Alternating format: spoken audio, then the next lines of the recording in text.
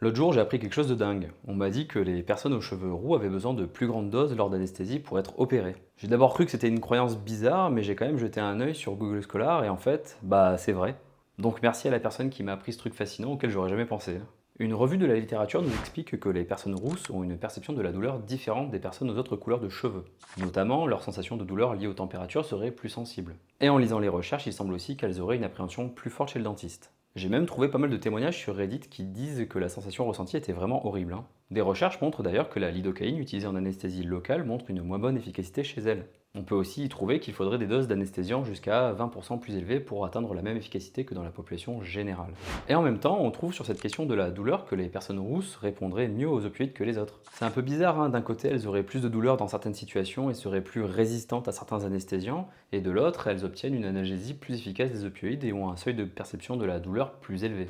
La raison principale identifiée est la mutation d'un gène codant un récepteur de la mélanocortine, qui est une hormone qui permet la synthèse de la mélanine. Vous savez, hein, le truc qui réagit au soleil et qui change la couleur de notre peau, qui définit aussi la couleur de nos yeux et de nos cheveux.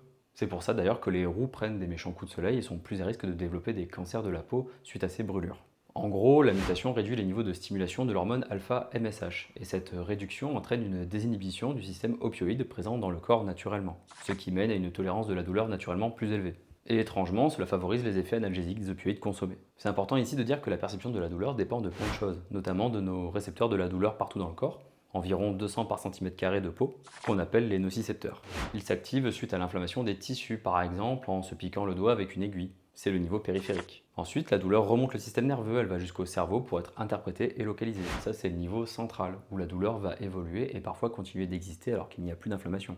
On a mal en se piquant et on a mal après s'être piqué. Et il se trouve que le fonctionnement du système opioïde dont on parle se situe au niveau central, alors que la sensibilité au chaud-froid, les gencives qui font mal quand on les triture avec des outils, ça c'est plutôt au niveau périphérique. C'est ici qu'on peut trouver la subtilité dans les différences de sensations douloureuses chez les personnes rousses. Le niveau périphérique est plus sensible, alors que le niveau central l'est moins. Une fois qu'on a dit tout ça, il faut quand même garder en tête qu'étudier la douleur, c'est extrêmement complexe. Et qu'en plus de l'aspect physiologique, il y a beaucoup de facteurs psychosociaux qui entrent en jeu et peuvent venir perturber un certain nombre de conclusions. Mais on se garde ça pour une autre fois. Allez, je vous laisse, à bientôt et surtout prenez soin de vous.